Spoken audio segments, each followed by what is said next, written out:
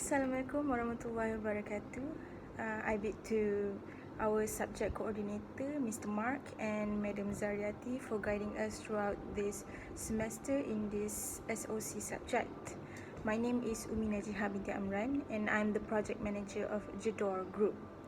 I was chosen by my group members to hold this huge responsibility. I was mentally and physically prepared for the upcoming tasks and problems coming our way. I'm responsible to oversee my group members throughout this campaign by making sure that the process goes smoothly. I also am responsible to assign each task to my group members specifically and record it in the Gantt chart.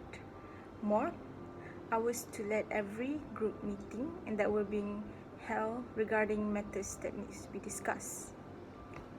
In terms of conflict, our biggest dispute compared to other groups is that we are short 2 members. This happens towards the end of our campaign because of several reasons and some personal matters that can't be avoided. So we had to deal with only 5 members of the groups instead of 7.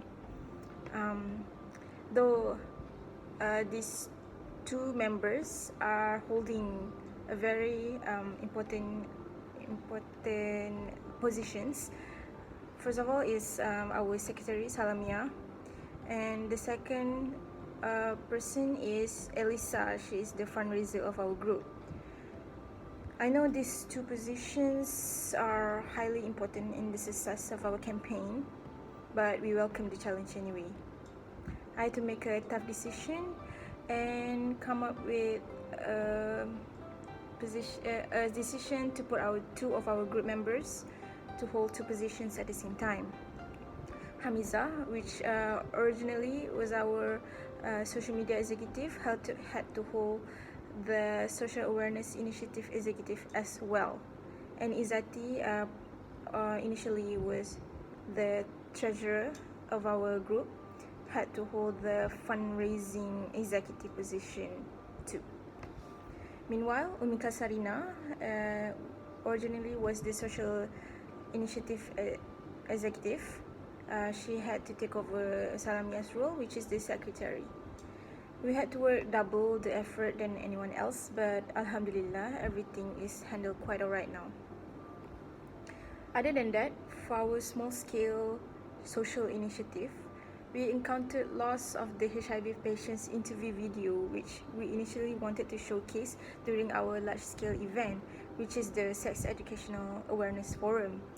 The video was critical to our campaign, so we decided to discuss with Mr. Mark about this, and he said that the audio that we recorded, thank God we recorded separately, can still be used despite the video not being displayed. However, good news is we managed to find the video back from one of our group members' phone. She kept it and she didn't remember that it was in her phone. Lastly, of course, minor problems like misunderstanding between members also occurred, but I tried to settle it down by being the middle person and put the situation at rest.